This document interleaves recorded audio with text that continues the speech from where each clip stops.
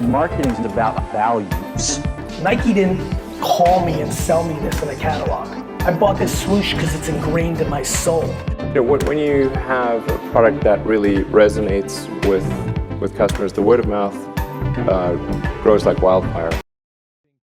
We are going to be dropping 1 to 2 episodes now per week. We're going to keep them shorter, 10 to 15 minutes, that are going to be focused on one question, one tactic, one playbook that you could take and use in your own marketing. So with that, Max, anything else you want to say about the rebrand or teeing up what we're going to talk about for the next 10 minutes or so in the new format, my friend? I think you nailed it. We just want to deliver even more value to you guys, and we're very conscious of your time. And so we want to keep it as short as possible and really go deep into one strategy, one tactic. And even if, one tactic might be in e-com and you run a business that's not an e-com, you run a tax consulting service, even listening to the e-com one, we're going to try to make it so that, what works for one industry can also work for another industry. And oftentimes taking something that works for a business that's completely different and applying it to yours can work exceptionally well. So we're going to try to just bring as much value as we can in the shortest amount of time from here on out. Yeah, we've seen that with other podcasts like My First Million, where they talk about a story and then you get inspiration of like, well, not exactly, right? That's some random, some sort of product business. I'm over here in SaaS, but what could I take from that playbook and apply it in my own setting? So hopefully we'll give you more of that. Today, we're going to be unpacking choosing between TikTok and Instagram for your brand, and maybe not even choosing, but optimizing your strategy across either of them, depending on what your situation is. And a few key differences between TikTok and Instagram that were unpacked in this recent tweet that you shared with me, Max, before we hit record, on a few things that I haven't necessarily thought of between the two. So with that, let's dive in, man. What was this tweet that got you thinking about TikTok versus Instagram? Yeah, so I'm probably going to pronounce this guy's name wrong. Ashwin. I'm a longtime follower of his on Instagram. He's been posting a lot more content on Twitter. He talks a lot about branded content, particularly in the e-com space. Okay. But I just found this tweet really interesting. TikTok is a public conversation platform. Instagram is a private conversation platform. He posted basically the same video to TikTok and the same video to Instagram.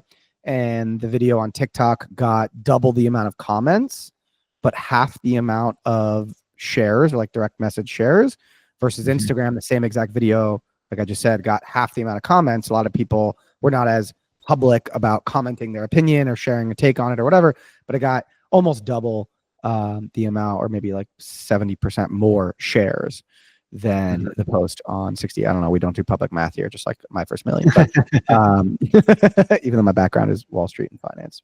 But yeah, I thought this was super interesting, and it made me think, Alex Hormozi says you should pick one platform to grow your business on the back of until you get to $1 million in revenue, and then you can start to figure it out.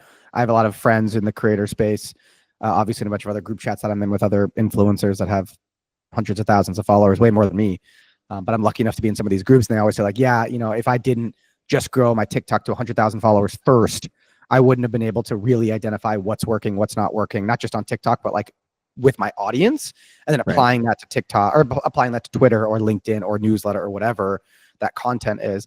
And my thought was, in particular, on Instagram, if a lot more people are sharing DMs and sharing your content in DMs, that might favor companies that are a little bit more B2B, because anytime someone wants to use a tool or a marketing agency, they're going to post in a group chat, or they're going to ask their friends, or they're going to look at even the testimonials on an agency's website and reach out to them and say, hey, are you happy with the results of this company? Do they do good? Would you recommend them?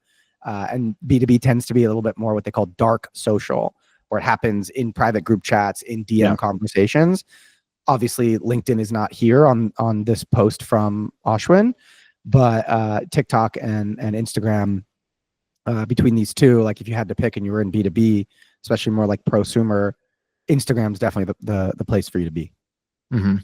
Yeah, it's interesting, man, because I think you're right there about those private conversations. So many like LinkedIn DMs, text message threads, group chats, especially Slack, private Slack workspaces. Like we're all, if you're in B2B, you're probably in 6 different Slack workspaces at least, right?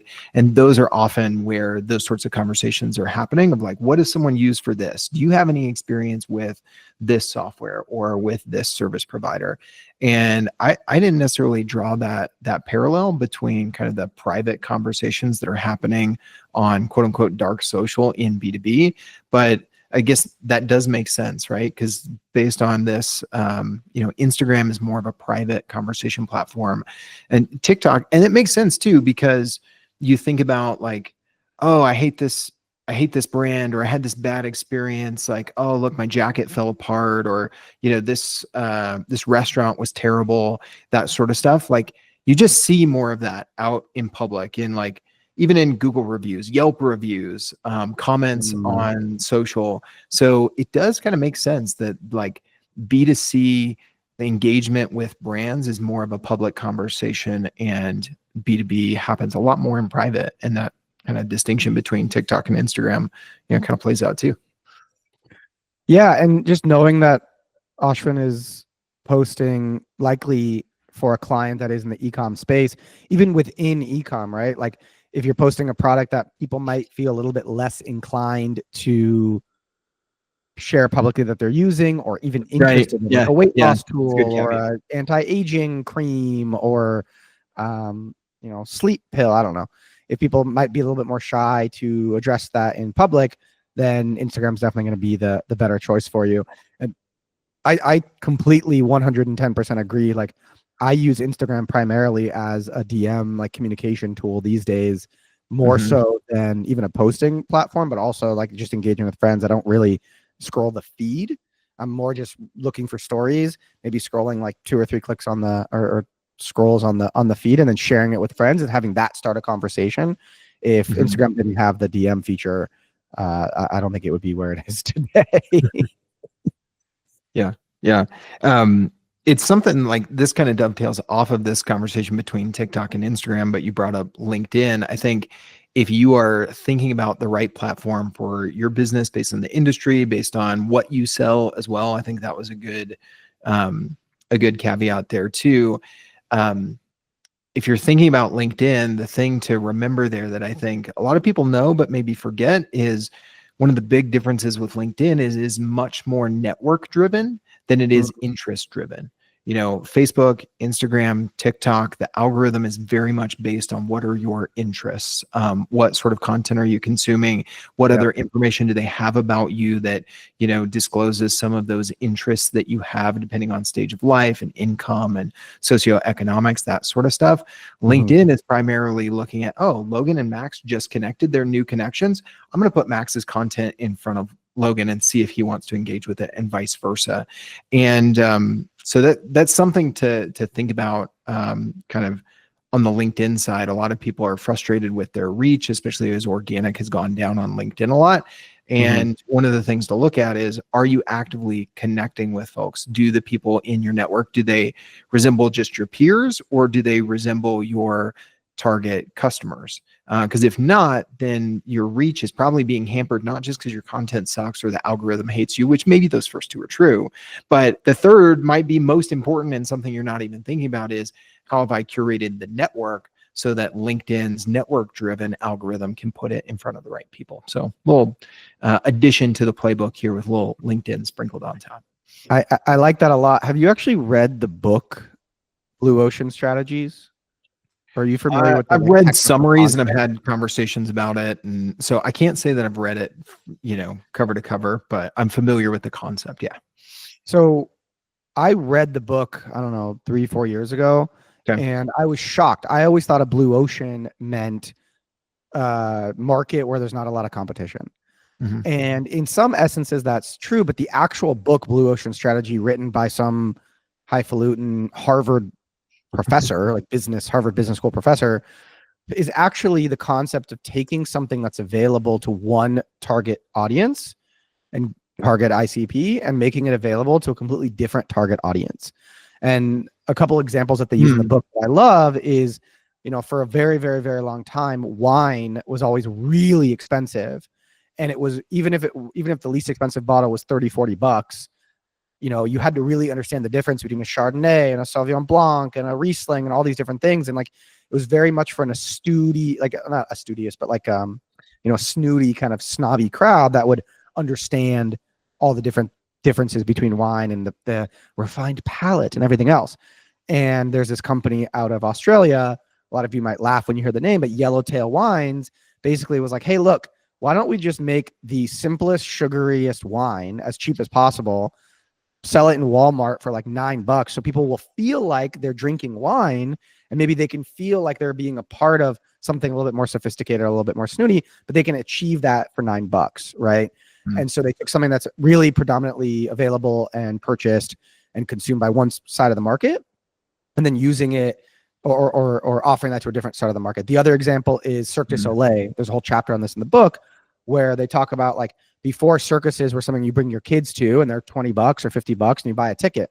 Cirque du Soleil invented basically making a dim and charging a shit ton for your meal and bottle service at Cirque du Soleil. And suddenly a bunch of executives who are in Vegas at different conferences are showing up at Cirque du Soleil, putting their corporate card down. And so the lifetime value or just really the average order value of someone showing up, or a family showing up to a circus at, Madison Square Garden might be $100, $25 a ticket for 4 people. But suddenly it's like, that just became $1,000 or thousands of dollars.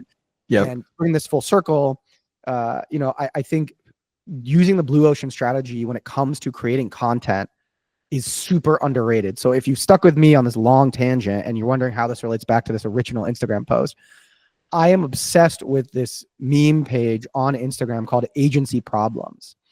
And it's the only place where I really get a lot of business marketing agency related content on Instagram. But a lot of people are like, Instagram really isn't a business platform. Like, especially if I'm selling B2B, if I'm selling to enterprise, if I'm selling whatever, right? If I'm selling to sales teams. But oftentimes taking content that would typically be on LinkedIn and applying that on Instagram or applying that on TikTok can give you a huge competitive advantage, because there's not as many people creating funny content related to marketing. When CAC to LTV dips by 50% in a 24 hours, and then it's like, a meme of someone being sad or something. I don't know.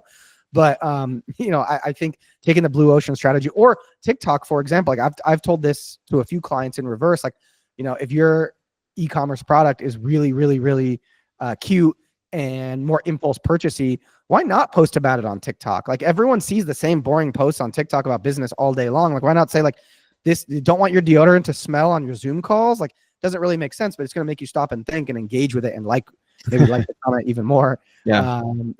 So I think that applying the blue ocean strategy to content might also help you decide which platform you want to go. That's the playbook. Episode 1 of the new version of the podcast. Anything else to add, my co-host and good friend Logan? There's always stuff to add, but I'm going to try and be true to the new format and just end it here and say, hey, if you're not following the show or subscribed in Apple, Spotify, YouTube, wherever you get your podcasts and do your listening or watching, make sure you're following the show, and more bite-sized content coming from Marketing Playbooks. See you guys soon. Thanks as always. Thanks for listening to the Marketing Max show. It takes me and my team hours to produce it every single week, but it only takes you 15 seconds to hit that share button and text it to a friend, drop it in a Slack group, or share it on Twitter, Facebook, Instagram, or any of your favorite social platforms. I appreciate you taking the time to check out my content. Have an awesome day.